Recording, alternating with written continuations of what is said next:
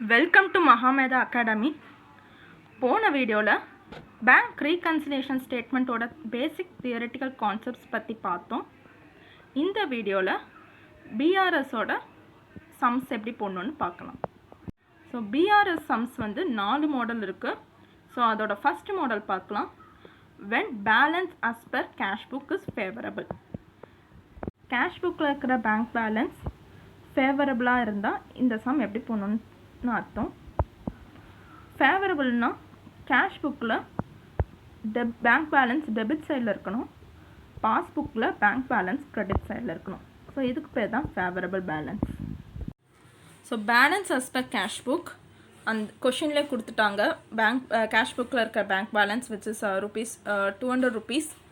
So இந்த star பாயிண்ட்ஸ்லாம் போட்டிருக்குல்ல 1 2 3 4 5 இதெல்லாம் bank transactions which are the reasons for the difference between the bank balance as per cash book and bank balance as per passbook. So இந்த bank transactions தான் main reason for the difference between these two books. So அது அப்புறம் பார்க்கலாம். So next வந்து make B R S on 31st December 2004. So அதோட அந்த டேட்டுக்குனால B R S prepare பண்ணோம். For what to find balance as per passbook. So பாஸ்புக்கோட பேங்க் பேலன்ஸ் கண்டுபிடிக்கிறதுக்காக இந்த பிஆர்எஸ் ப்ரிப்பேர் பண்ணுங்கள் அப்படின்னு கொஷினில் கொடுத்துருக்காங்க. ஸோ கொஷின்லே பேங்க் கேஷ் புக்கோட பேங்க் பேலன்ஸும் கொடுத்துட்டாங்க. ஸோ இப்போ நாம் பிஆர்எஸ் எப்படி பண்ணணுன்னு பார்க்கலாம். ஸோ இதுதான் பிஆர்எஸ். ஸோ இதுக்குன்னு ஹெட்டிங் போட்டு பர்டிகுலர்ஸ் ருபீஸ். ஸோ அந்த balance as per cash book இருக்குல்ல, ஸோ அதை அப்படியே இங்கே எழுதி balance as per cash book 200 rupees அப்படின்னா எழுதிடணும். ஸோ நெக்ஸ்ட் இந்த ஆட் லெஸ்லாம் கொடுத்துருக்காங்க.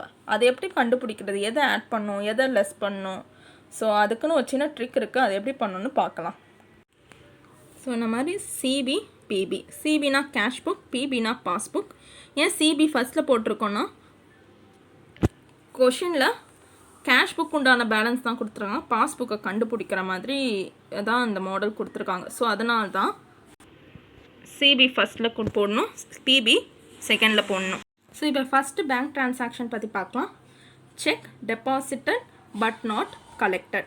இதுக்கு என்ன அர்த்தம் நான் போன வீடியோவில் சொன்னேன். ஸோ இந்த வீடியோலேயே சொல்கிறேன்.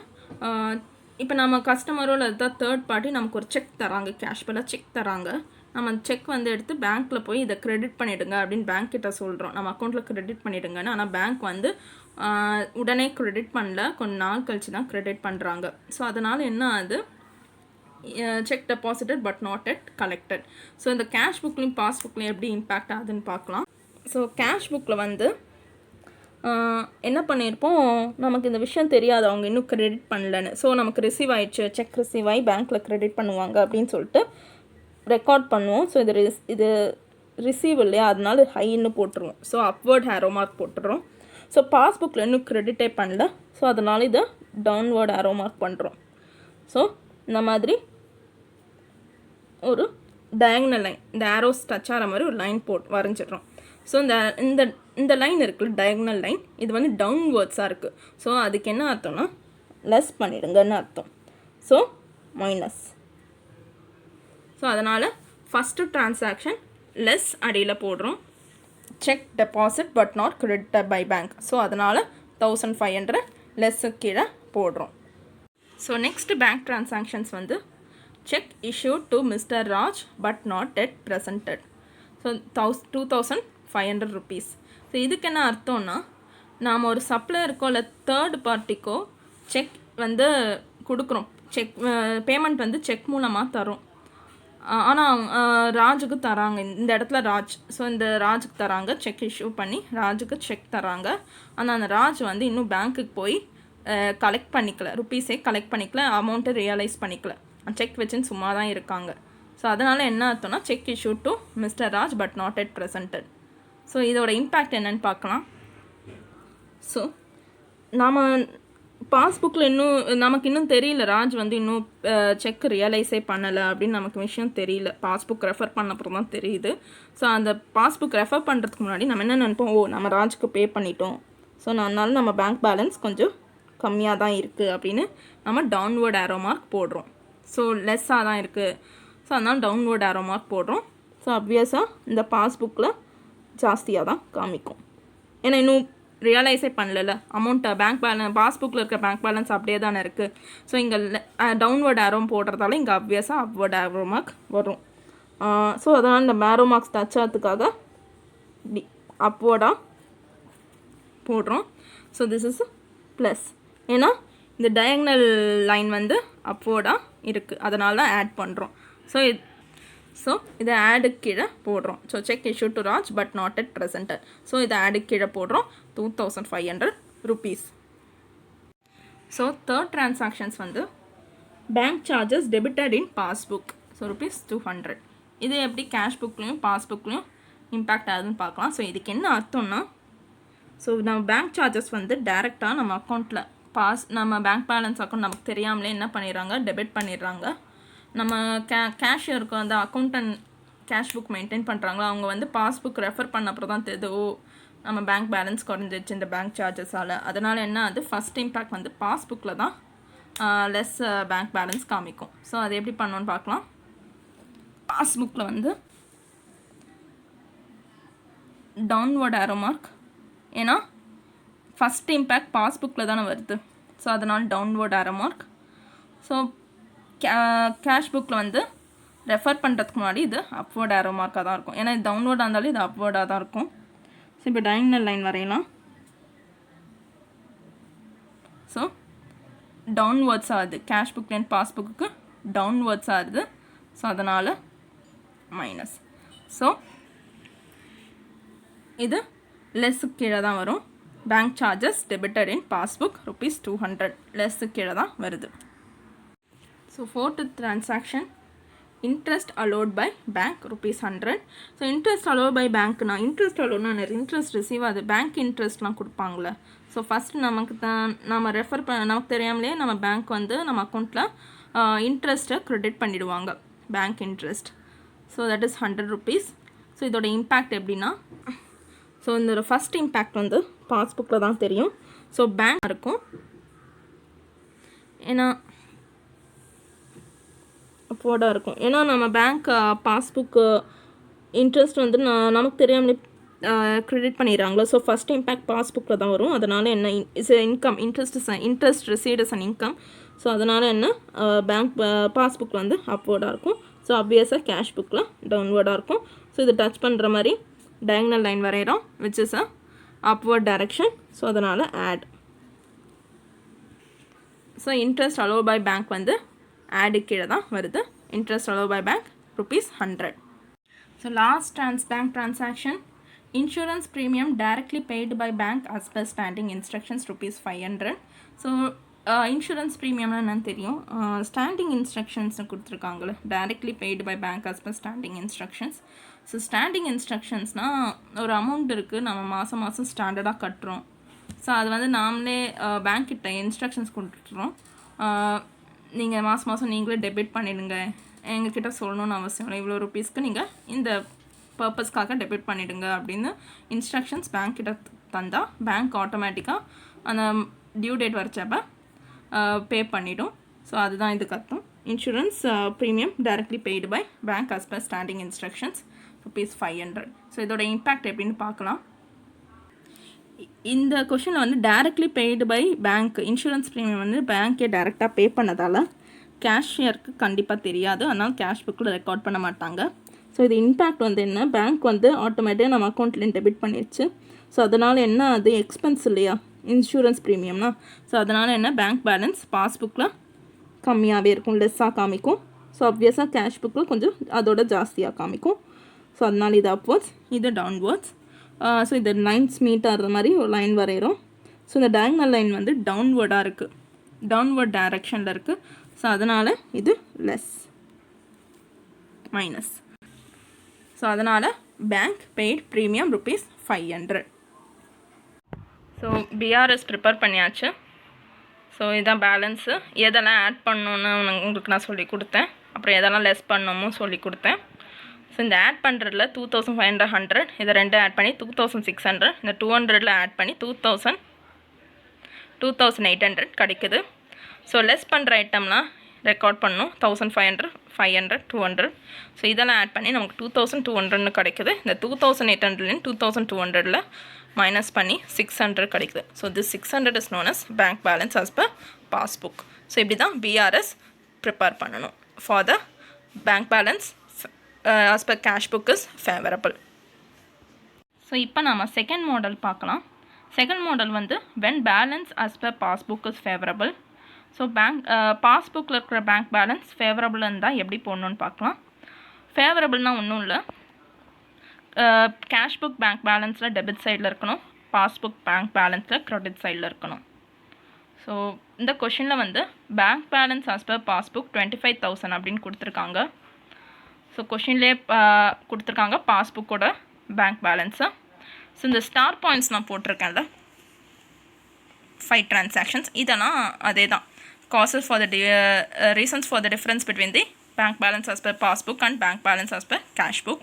So these are the bank transactions which causes the differences between these two books. So அது அப்புறம் பார்க்கலாம். So prepare BRS on 30th June 2004 for what? To find the bank balance as per cash book. So cash book bank balance கண்டுபிடிக்கிறதுக்காக இந்த BRS prepare பண்ணோம். So இந்த சம்மில் passbook இருக்கிற bank balance 25,000 கொடுத்துருக்காங்க. So இப்போ எப்படி பண்ணணுன்னு பார்க்கலாம். ஸோ போன சம் மாதிரி தான், ஆனால் இங்கே கொஞ்சம் ஸ்லைட் சேஞ்ச் இருக்குது, அது என்னென்னு பார்க்கலாம். ஸோ ஃபஸ்ட் ஒன் வந்து bank balance as per passbook 25,000, அதை நோட் பண்ணிடணும். ஸோ இதே மாதிரி 2 நோட் பண்ணணும், பிபி சிபி. பிபினா பாஸ்புக், சிபினா கேஷ் புக். போன சம்மில் வந்து கேஷ் புக்கை ஃபஸ்ட்டு போட்டோம், பாஸ்புக்கில் செகண்ட் போட்டோம். ஆனால் இந்த சம்மில் வந்து பாஸ்புக்கை ஃபஸ்ட் போட்டோம், கேஷ் புக்கை செகண்ட் போடுறோம். ஏன் பாஸ்புக் வந்து இங்கே ஃபஸ்ட்டில் போடுறோன்னா, so bank balance as per பாஸ்புக்குன்னு கொடுத்துருக்காங்க. ஸோ அதனால தான் பாஸ்புக்கை நம்ம ஃபஸ்ட்டில் போட்டு கேஷ் புக்கில் செகண்ட் போடுறோம். ஸோ இந்த மாதிரி. ஸோ அதான் போன சம்முக்கு இந்த சம்முக்கு உண்டான டிஃப்ரென்ஸ். இங்கே பாஸ்புக் பேலன்ஸ் கொடுத்ததால பாஸ்புக்கை ஃபஸ்ட்டு போடுறோம். ஸோ ஃபஸ்ட்டு வந்து no record has been made in the cash book for dishonor of check given ₹250. So இதுக்கு என்ன அர்த்தம்னா, நம்மளோட கஸ்டமரில் ஏதாவது தேர்ட் பார்ட்டி வந்து நமக்கு செக் கொடுக்குறாங்க, கேஷ் பேலன்ஸ் நமக்கு செக் கொடுக்குறாங்க, நம்ம செக் ரிசீவ் பண்ணுறோம். ஆனால் அந்த செக் ரிசீவ் பண்ணிட்டு பேங்க்கிட்ட கொடுக்குறோம், இது என் அக்கௌண்ட்டில் க்ரெடிட் பண்ணிவிடுங்கன்னு. ஸோ அந்த பேங்க் வந்து என்ன பண்ணுறாங்க, க்ரெடிட் பண்ணாமல் ரிஜெக்ட் பண்ணிடுறாங்க. எதாவது டிஃபால்ட்டால், அந்த செக்கில் இருக்கிற எதாவது குறையால் ரிஜெக்ட் பண்ணிடுறாங்க. ஸோ அது பேர் தான் டிஸானர் ஆஃப் செக் கிவன். இது பாஸ்புக்கில் ரெக்கார்ட் ஆகிடுச்சு, ஆனால் கேஷ் புக்கில் இன்னும் ரெக்கார்டே ஆகலை. ஸோ அதுக்கு பேர் தான் no record has been made in cash book for dishonour of cheque given. So இது கேஷ் புக்லேயும் பாஸ்புக்லேயும் எப்படி இம்பேக்ட் ஆகுதுன்னு பார்க்கலாம். ஸோ இதான் பாஸ்புக், கேஷ் புக்.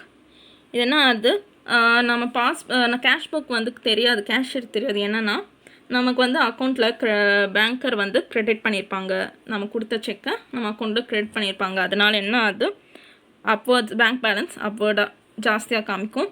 ஆனால் பாஸ்புக்கில் வந்து நம்ம இன்னும் க்ரெடிட் பண்ணல. ஸோ அந்த செக் டிஸ்ஹானர் ஆனதால் நம்ம பேங்க் அக்கௌண்ட்டை இன்னும் க்ரெடிட் பண்ணல. அதனால் என்ன ஆகுது, பாஸ்புக்கில் நம்மளோட பேங்க் பேலன்ஸ் கம்மியாக தான் காமிக்கும். ஸோ கேஷ் புக்கில் ஜாஸ்தியாக காமிக்கும். ஸோ இந்த லைன்ஸ் டச் ஆகிற மாதிரி இந்த லைன் வரைகிறோம். ஸோ இது அப்வர்ட்ஸாக இருக்கிறதால ஆட். ஸோ இந்த ஆடு கீழே தான் dishonour of cheque given ₹250. So second வந்து cheque paid into bank but not collected ₹3,500. So இதுக்கு என்ன அர்த்தம்னு போன சம்லேயே சொன்னேன், இதுலேயும் சொல்கிறேன். நமக்கு ஒரு செக் ரிசீவ் ஆகுது, நம்ம பேங்க்கிட்ட போய் இது என் அக்கௌண்ட்டை க்ரெடிட் பண்ணிவிடுங்க அப்படின்னு சொல்கிறோம். ஆனால் பேங்க் இந்த வரைக்கும் க்ரெடிட் பண்ணலை. ஸோ அதுக்கு தான் check paid into bank but not yet collected. So this 3,500. So இதோட இம்பேக்ட் எப்படி இருக்குன்னு பார்க்கலாம். So passbook, cash book. So இதுக்கு என்னென்னா, செக் வந்து நமக்கு ரிசீவ் ஆகிடுச்சு, பேங்க்லேயும் சொல்லி கொடுக்குறோம் இது என் அக்கௌண்ட்டை க்ரெடிட் பண்ணிவிடுங்கன்னு. ஆனால் அவங்க இன்னும் க்ரெடிட் பண்ணலை நம்ம பேங்க் அக்கௌண்ட்டில். ஸோ அதனால் என்ன அது, நமக்கு கேஷ் புக்கு தெரியாது, இது நம்ம இன்னும் பேங்க் இன்னும் க்ரெடிட் பண்ணலன்னு நமக்கு தெரியாது. ஸோ நான் கேஷ் புக் என்ன நினைக்குது, நம்ம க்ரெடிட் பண்ண சொல்லி கொடுத்துட்டோம், ஸோ அப்போ கண்டிப்பாக நம்ம பேங்க் பேலன்ஸ் அதிகமாக தான் காமிக்கும்னு சொல்லி அப்வர்ட்ஸில் தான் இருக்கும். பேங்க் பேலன்ஸ் கேஷ் புக்கில் அப்வர்ட்ஸில் இருக்கும். பாஸ்புக்கில் வந்து இன்னும் க்ரெடிட்டே பண்ணல, ஸோ அதனால இது டவுன் கம்மியாக தான் காமிக்கும். ஸோ இதையும் அப்வர்ட்ஸ் டயக்னலாக மீட் பண்ணுற மாதிரி அப்வர்ட்ஸ் டைரக்ஷனில் இருக்குது. ஸோ இதுவும் ஆட். ஸோ ஆடு கீழே cheque paid into bank but not yet collected. So 3500. So third transaction வந்து bank charges not enter in cash book. So bank சார்ஜஸ்னாலே நமக்கு எக்ஸ்பென்சஸ் தான், அது இன்னும் கேஷ் புக்கில் என்டரே பண்ணல. ஆனால் இதுக்கு என்ன, ஆனால் பாஸ்புக்கில் இது ரெக்கார்ட் பண்ணியிருக்காங்க. ஸோ இதோட இம்பேக்ட் பார்க்கலாம். ஸோ இதுக்கு என்ன அர்த்தம்னா பேங்க் சார்ஜஸ் நம்ம அக்கௌண்ட்டில் கேஷ் புக் தெரியாமல் டெபிட் பண்ணிட்டாங்க. So it is an expense.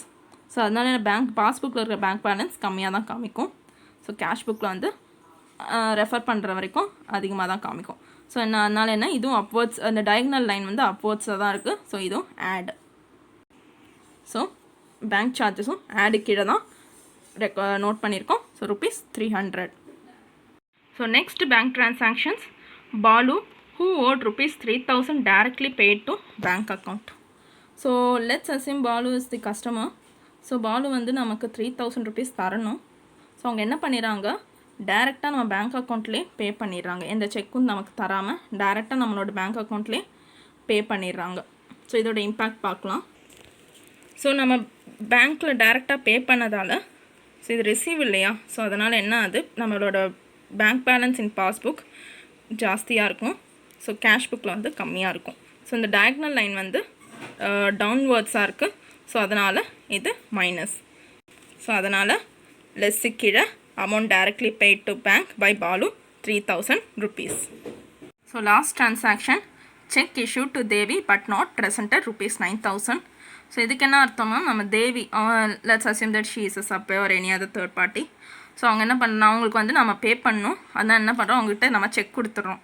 Payment cash பில்லை நம்ம செக் கொடுத்துட்றோம்.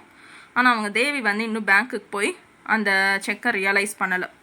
அந்த செக் வச்சு சும்மா தான் இருக்காங்க. ஸோ அதோட இம்பேக்ட் பார்க்கலாம். ஸோ இதுக்கு என்னென்னா, நம்ம செக் வந்து அவங்கக்கிட்ட தேவிக்கிட்ட நம்ம பேமெண்ட் மாதிரி கொடுத்துட்டோம். இஷ்யூ பண்ணி செக் அவங்கக்கிட்ட கொடுத்துட்டோம். ஸோ நம்ம என்ன நினச்சிருக்கோம், நம்ம வந்து பேங்க் பேலன்ஸ் வந்து நமக்கு கம்மியாக இருக்கும் அப்படின்னு சொல்லி நம்மளோட கேஷ் புக்கில் இருக்கிற பேங்க் பேலன்ஸ் கம்மியாக இருக்கும். ஆனால் அவங்க இன்னும் ரியலைஸே பண்ணலையே, அந்த செக் வச்சு சும்மா தான் இருக்காங்க. ஸோ அந்த பேங்க்கருக்கு விஷயமே தெரியாது. ஸோ பாஸ்புக்கில் இருக்கிற பேங்க் பேலன்ஸ் வந்து அப்படியே இருக்கும். கேஷ் புக்கில் வந்து பேங்க் பேலன்ஸ் கம்மியாக இருக்கும், பாஸ்புக்கில் கம்மியாக இருக்காது. ஸோ அது வந்து ஜாஸ்தியாக தான் இருக்கும் comparing to this cash book. So அதனால் ஆரோஸ் டச் ஆகிற மாதிரி ஒரு டயக்னல் லைன் வரைகிறோம். ஸோ அது வந்து டவுன்வர்ட்ஸாக இருக்குது. So that is less, that is minus. So less கீழே cheque issued to Devi but not presented ₹9,000. So நம்ம bank balance as per passbook 25,000. So ஆடில் இருக்கிற டிரான்சாக்ஷன்ஸ் பார்த்தோம்ல அரோமார்க் மெத்தட் வச்சு. ஸோ அதில் வந்து ஆடெல்லாம் அந்த ரெஸ்பெக்டிவ் ருப்பீஸ்லாம் ஆட் பண்ணி 4050 வரும். ஸோ இந்த 25,000ஓட 4050 ஆட் பண்ணணும். அப்புறமா லெஸ்ஸில் இருக்கிற சில 2 டிரான்சாக்ஷனுக்கு cheque issue not presented, amount directly pay to bank. So இது 2 லெஸ்ஸு கீழே இருக்குது. ஸோ அதோட ரெஸ்பெக்டிவ் அமௌண்ட்டை நோட் பண்ணி 9,000 3,000. ஸோ 9,000 + 3,000 12,000. ஸோ இதுலேருந்து மைனஸ் பண்ணி நமக்கு bank balance as per cash book ₹17,050 கிடைக்குது. ஸோ இப்படி தான் பிஆர்எஸ் போடணும் when the bank balance as per passbook is favorable. So இந்த ஆரோ மார்க்ஸ் மெத்தட் வந்து பிஆர்எஸ் பக்கத்தை தான் போடணும் அப்படின்னா இல்லை, இது கண்டிப்பாக போடணுன்னு கூட இல்லை. ஜஸ்ட் ஃபார் அண்டர்ஸ்டாண்டிங்காக தான் இந்த ஆரோ மார்க் ட்ரிக் உங்களுக்கு சொல்லி கொடுத்தேன். ஸோ இது எக்ஸாம்ஸில் உங்களோட எக்ஸாம்ஸ் ரொம்ப யூஸ்ஃபுல்லாக இருக்கும். டக்குன்னு போட்டுடலாம். நெக்ஸ்ட்டு வந்து இது பிஆர்எஸ் பக்கத்தை தான் போடணுன்னு அவசியம் இல்லை. உங்களுக்கு எங்கே கன்வீனியன்ட்டாக இருக்கும், நீங்கள் பென்சிலில் கூட போகலாம், அது உங்களோட கன்வீனியன்ஸ். இந்த வீடியோவில் favourable bank balance as per cash புக்கும் as per பாஸ்புக் எப்படி பிஆர்எஸ் போடணுன்னு பார்த்தோம். ஸோ நெக்ஸ்ட் வீடியோவில் bank balance unfavourable balance, so அதை வச்சு எப்படி பிஆர்எஸ் போடணுன்னு பார்க்கலாம் நெக்ஸ்ட் வீடியோவில். ஸோ இந்த உங்களுக்கு எதாவது டவுட்ஸ் இருந்தால் கமெண்ட் செக்ஷனில் கமெண்ட் பண்ணுங்கள், லைக் பண்ணுங்கள், ஷேர் பண்ணுங்கள். மறக்காமல் மகாமேதா அகாடமிக்கு சப்ஸ்கிரைப் பண்ணுங்கள். தேங்க்யூ.